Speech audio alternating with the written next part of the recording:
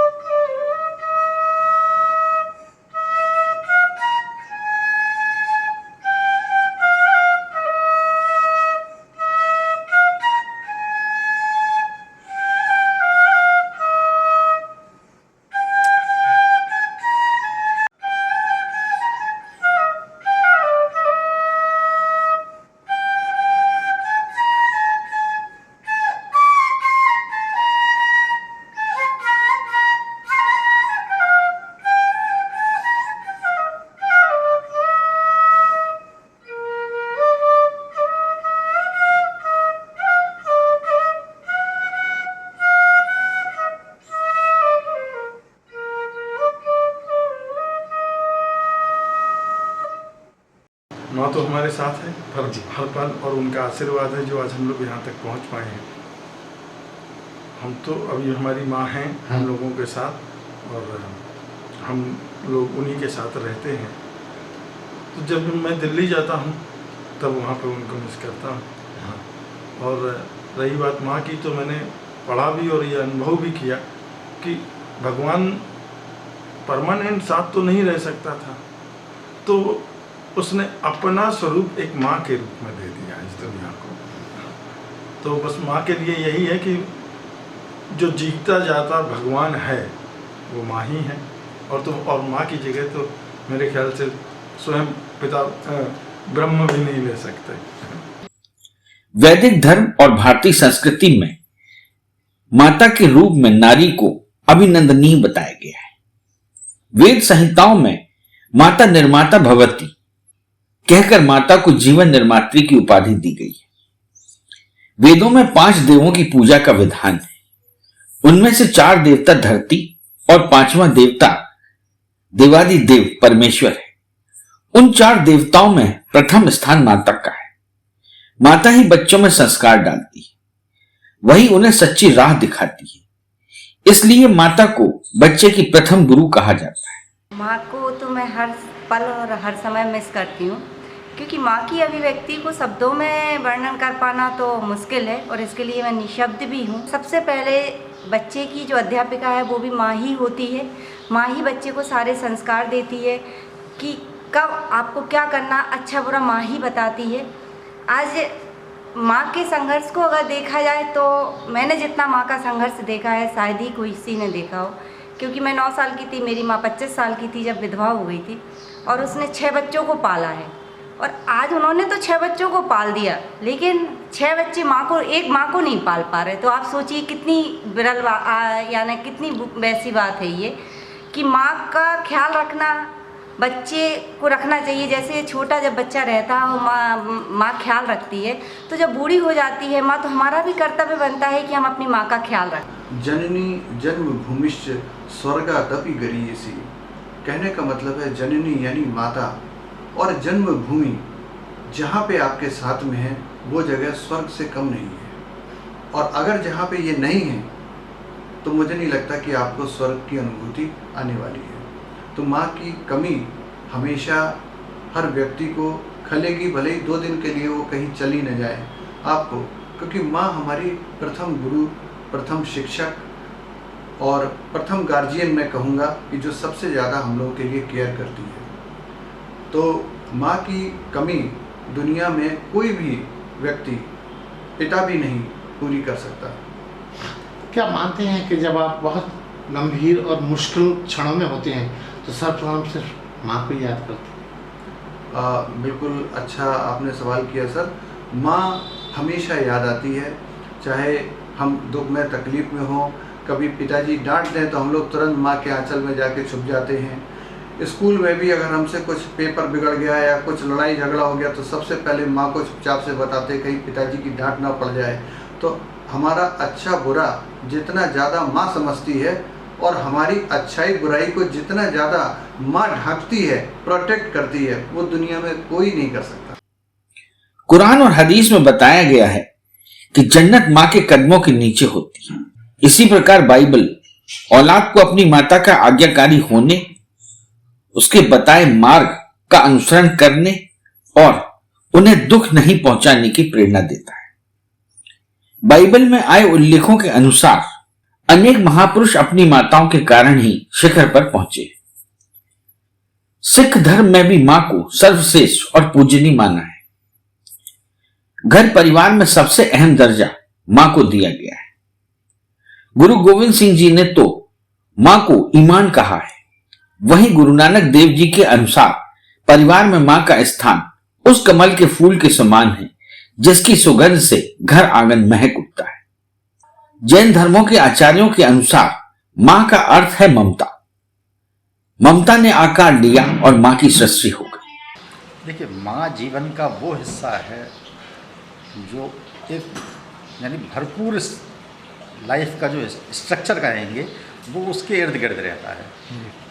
आपकी जो जीवन में आप जहाँ भी माँ को ढूंढेंगे वो उसी स्ट्रक्चर के अंदर आपको मिलेगी। जैसे कि आप देखेंगे कि जो है जब संवेदना की बात आएगी तो माँ याद आएगी, जब खान पान की बात आएगी तो माँ याद आएगी। आप जीवन के किसी भी क्षेत्र में जाएंगे तो माँ आपको कहीं यानी ऐसी चीज़ नहीं है जहाँ आपको अनुभूति ना हो। आप ये तो नहीं कहेंगे कि जो है ये कमी और ये सब चीज़ें नहीं कहिए, आप तो सीधा सीधा ये कहिए कि हर जगह आपको महसूस होगी। माँ एक्चुअल में महसूस करने की चीज़ है। आप दूसरों के साथ जब संवाद कर रहे हैं, जैसे आपसे बात हो रही है, तो उस समय भी आप कह सकते हैं। और जब आप अकेले में, बहुत सी चीज़ें ऐसी हैं जिनके सवालों के जवाब हम खुद से पूछते हैं, उन जवाबों में भी माँ आती है साथ में। इस चैनल को लाइक और सब्सक्राइब करना ना भूलें। देखते रहिए बंजारा बीट्स।